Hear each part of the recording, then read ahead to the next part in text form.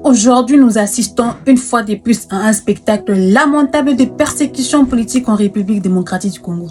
Bravo. Moïse Katumbi, c'est un homme qui ne fait que chercher le développement de sa région. Mais pourquoi vous ne comprenez pas ça?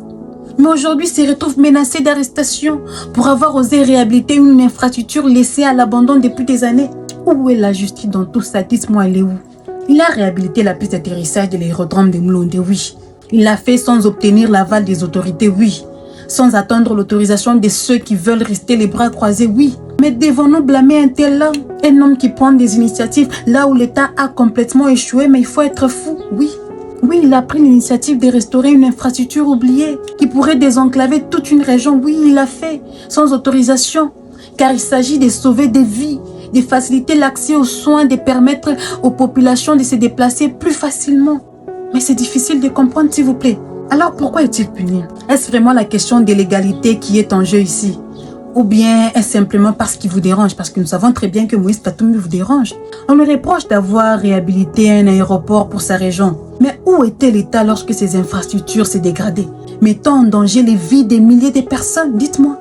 Moïse Katumbi a agi là où l'État a échoué, qu'on se le dise. Ce qu'il a fait sans l'autorisation de la loi, c'est de donner de l'espoir à des populations oubliées, de montrer qu'il est possible de prendre en main le développement de notre pays, sans attendre ceux qui veulent d'abord enrichir leurs poches, leurs proches et leurs familles. C'est bien ça.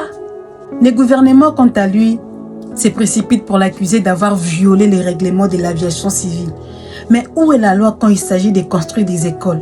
Où est la loi quand les hôpitaux sont en ruine? Où est la loi quand les sociétés tombent en faillite? Où est la loi quand nos routes deviennent impraticables? Il n'a agi pas pour lui, mais pour les peuples. Il faut comprendre ça une bonne fois pour toutes. Rappelons quelques faits. Moïse Katumbi a déjà fait face à des accusations montées de toutes pièces, à des poursuites judiciaires abusives et à une surveillance constante. À chaque fois, il a été attaqué non pas pour ses actions, on le sait très bien, mais pour sa stature politique. C'est un signal envoyé à tous ceux qui veulent réellement changer les choses en RDC. Ne faites rien sans l'autorisation des politiciens, ou vous serez écrasés et vous serez nommés ennemis du pays. Mais nous, les gens de l'ensemble, nous ne pouvons pas accepter cela. Nous devons dénoncer cette hypocrisie, cette utilisation de la loi pour réprimer ceux qui travaillent pour le bien du pays. Voilà. Arrêtez de persécuter Moïse Katumbi et commencez plutôt à vous demander ce que vous avez fait pour ce pays, s'il vous plaît. Soyons clairs. Katumbi n'a jamais caché ses ambitions politiques. C'est un leader qui dérange. Oui, il vous dérange. Il n'a pas attendu l'autorisation pour commencer la réhabilitation de cette piste.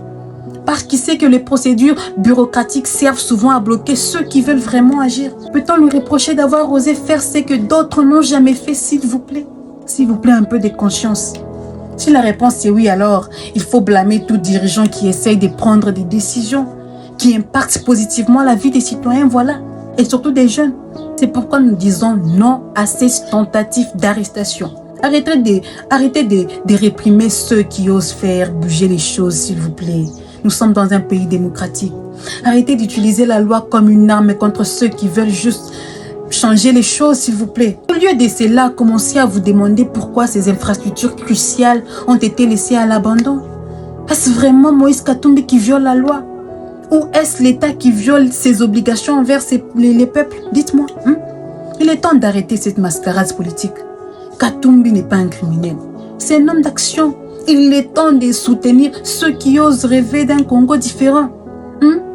Il faut comprendre ça une bonne fois pour toutes. Arrêtez la distraction, mes chers compatriotes, mes chers citoyens. D'accord? Voilà.